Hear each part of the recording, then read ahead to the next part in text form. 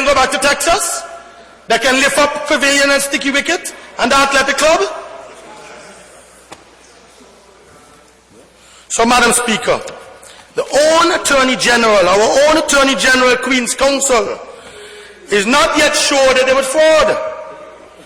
But he's here today. He's here this afternoon.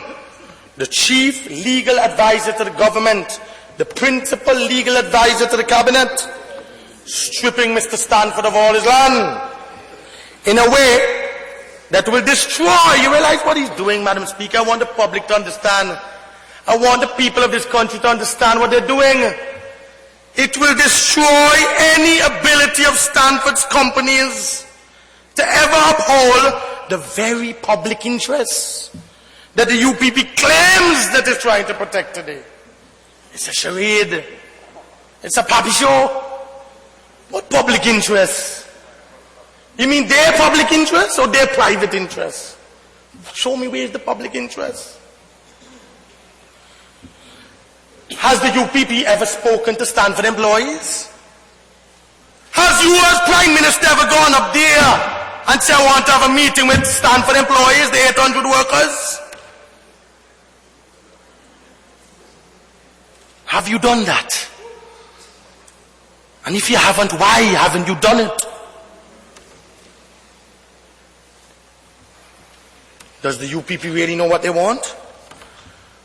Does the UPP really have any interest in assuming some of these employees?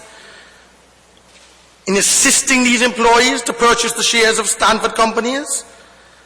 And to really and truly run them successfully in the national interest? In the event that Stanford is really and truly unable to continue? That is the question. I want you to tell me, Mr. Attorney General and Mr. Prime Minister, I want you to tell this country today,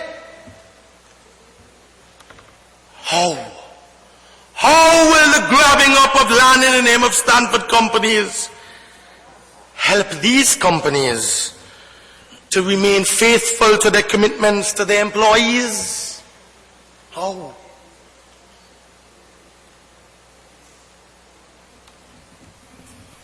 But all the UPP is concerned with, Madam Speaker, is the political benefit that it may derive from acquiring Stanford's lands 2 weeks before general elections. That's all they're concerned with. And that's why they've come here today. They really don't have any contingency plan. They don't even know how much they're going to have to pay, because they have to pay fair market value for the assets. Have they put anything in place? Has the Minister of Finance put anything in place to value the assets? And where are you going to get the money from to pay it? Isn't it premature? And those assets, suppose the court of law rules, Mr. Attorney General. I do not know, I'm asking. Suppose those assets are really rightfully belonging to the depositors. Suppose those assets up there, I do not know, belong to the depositors at the Bank of Antigua. Suppose they were bought from deposits. They do not know. No, are they? I mean, how could they be? I mean, how could they be? You know how much $1 billion Stanford have on his balance sheet in deposits, which is a liability. So where's the corresponding asset to prove the liabilities? So you can go and grab up the assets first. You can't do that. Antiguans and Barbudans have deposits in that bank. And other Antiguans and Barbudans have deposits in SIB.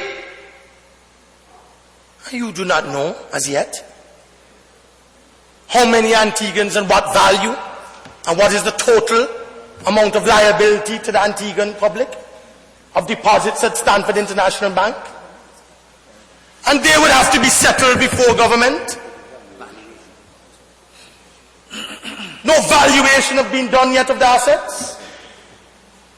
I mean, what is really wrong with you people?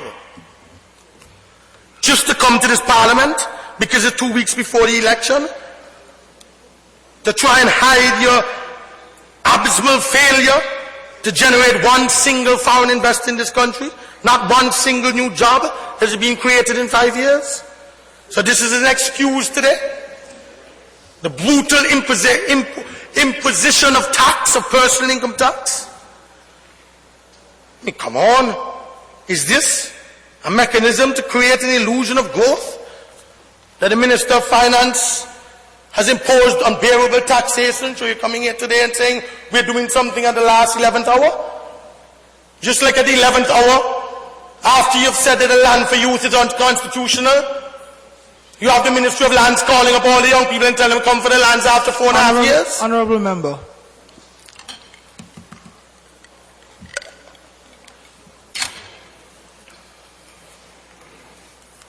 Madam Speaker, the only thing that the UPP is concerned about at this moment is the political benefit that it may derive from acquiring Stanford's land 2 weeks before an election.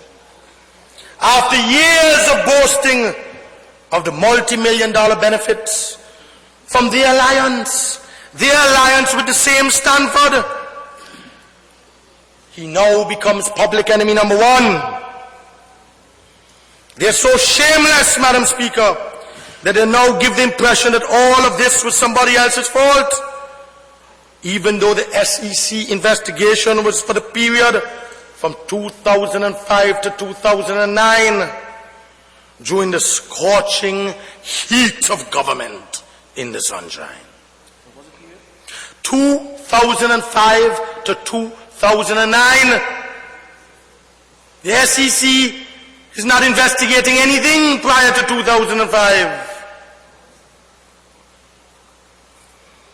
There was a time, Madam Speaker, when they boasted through the length and breadth of Antigua and Barbuda that they stand for the Alliance for Development through Education and Empowerment was the model of how government deals with investors. Madam Speaker, we were told that this alliance, when he says derogatory remarks, you see how you smile, Madam Speaker? That's okay. We were told, Madam Speaker. Pardon me? I'm smiling with you. Oh, thank you. Thank you, Madam Speaker. I'll smile back at you too. But the people have out there nothing to smile about. Grace Farm and Green Bay has nothing to smile about. So let's not smile today, Madam Speaker. Let's not smile. We were told, Madam Speaker, that this alliance would generate over $30 million a year in taxes from the Ghana Island project starting in fiscal year 2008. Starting in fiscal year 2008, nothing happened. Nothing happened.